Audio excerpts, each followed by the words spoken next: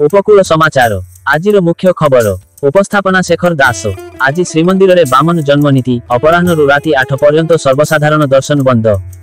आसंतारे ओडिशार 10 लाख हिताधिकारी को घर बांटिबे प्रधानमंत्री। पाणीपाग खबर गभीर अवपात परिणत है लघुचाप। उत्तर ओडिशा रे प्रबल वर्षा संभावना।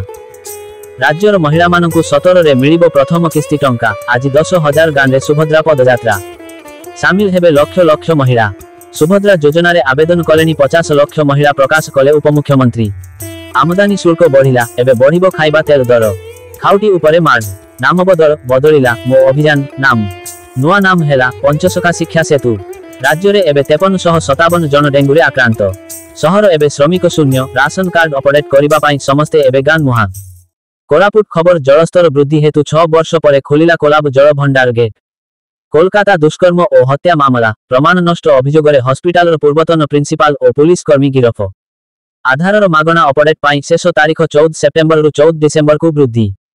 उपरमुहान सुना दर 1.5 मासरे बढ़िलानी 5400 टंका। गाजियाबाद ग्राहकंकु परिस्रा मिसा फल रस देई गिरफ हेले दुकानी। परिस्रा भर्ती डबा जबत।